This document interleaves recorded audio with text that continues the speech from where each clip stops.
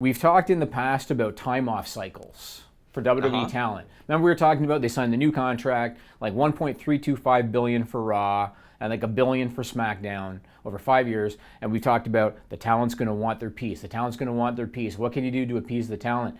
The suggestion that I had was cover their hotels for live events, give them a per diem for food, and implement time off cycles.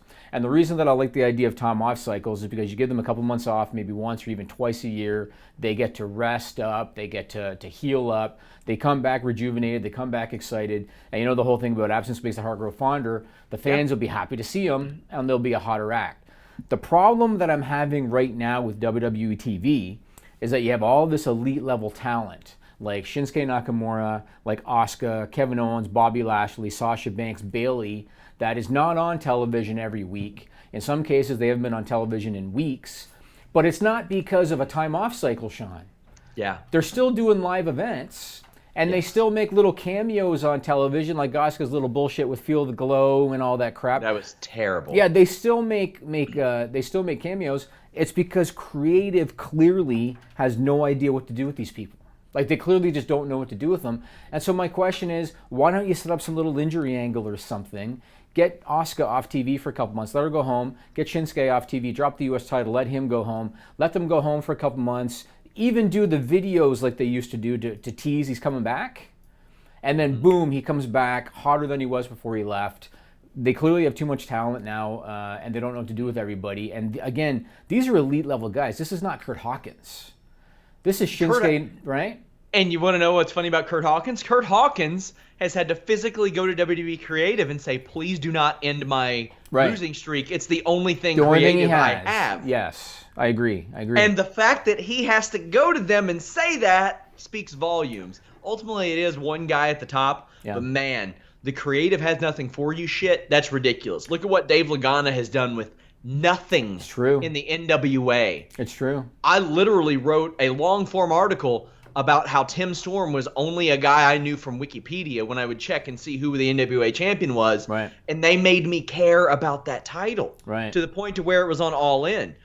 That title is not on All In without 10 pounds of gold in that series. It's not. Shinsuke Nakamura, in my opinion, should be the top guy in the SmackDown brand. In my opinion. When he was in NXT, he had 15,000 people at Barclays in Brooklyn singing his music. He goes to the main roster. He's got WWE audiences singing his music, and they decided, hey, let's have him start like hitting people in the balls. Let's try a heel turn with him. Let's change his music so that people can't sing it anymore. They're still trying to sing it, Sean. Even though now they've got the Japanese rap in the middle of it, they're still trying to sing it because they want to cheer for Shinsuke Nakamura. The guy is an elite level talent. And they're using him as a pawn right now, Sean, for Orton and Jeff Hardy. They're using him as a pawn for another feud because they have nothing for him, and it's a real shame. He's such a talent, you know. They've rendered him useless, and that's not okay for a guy that special. He's so elite. Like, I'm a massive Shinsuke Nakamura fan. That guy's elite, and he looks like a star, and he carries himself like a star, and his whole presentation and his music and everything. The guy is just elite. And they just don't know what to do with him. It's a real shame. And there are a lot of guys that they just took just to take. I don't think Nakamura is one of the guys they took just to take. Right. Neither is AJ. Right. But, I mean, Tama Tonga turned down their offer 2 or 3 times, he said. And you speak about the hotel and all that stuff. Ronda Rousey even says that she has to pay for her own, I believe. What? No way. I believe I heard that no right. way. Where'd you hear that? I feel like she said it in an interview recently. I gotta double check on that. Although I would like to make this a show where we do absolutely no research and embrace that. I get paid trans and hotel for regional amateur MMA commentary, Jimmy. You get paid trans and hotel for a wrestling and MMA combat sports crossover website that is in the red.